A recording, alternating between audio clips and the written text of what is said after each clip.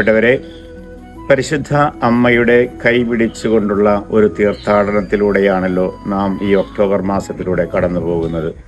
പരിശുദ്ധ അമ്മ വഴി ലഭിച്ച അനുഗ്രഹങ്ങളെ എണ്ണാൻ തുടങ്ങിയാൽ അനവധിയാണ്. നമ്മുടെ ജീവിതത്തിൽ പരിശുദ്ധ അമ്മ സ്വാധീനിച്ചിട്ടുള്ള എത്രയെത്രയോ മേഖലകളാണ് നാം കടന്നുപോയിക്കൊണ്ടിരിക്കുന്നത്. പ്രിയപ്പെട്ട സഹോദരങ്ങളെ, അമ്മയുടെ കൈപിടിച്ചുകൊണ്ട് നമുക്ക് മുന്നേറാം.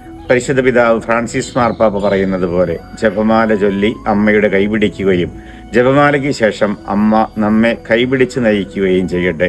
സവിശേഷമായ ഒരു സുവിശേഷ യാത്രയാണ് ജപമാലയുടെ നാം ചൊല്ലുന്നത്.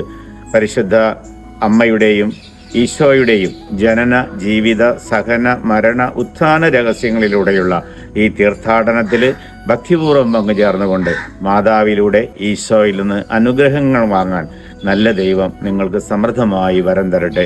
എല്ലാവർക്കും പരിശുദ്ധ അമ്മയോടത്തുള്ള യാത്രയിൽ മുന്നേറാൻ കഴിയട്ടെ. അതുവഴി നമ്മുടെ കുടുംബങ്ങളിൽ സമാധാനവും സന്തോഷവും കളിയാടട്ടെ എന്ന് പ്രാർത്ഥിക്കുന്നു. എല്ലാവർക്കും നല്ലൊരു ദിവസം ആശംസിക്കുന്നു.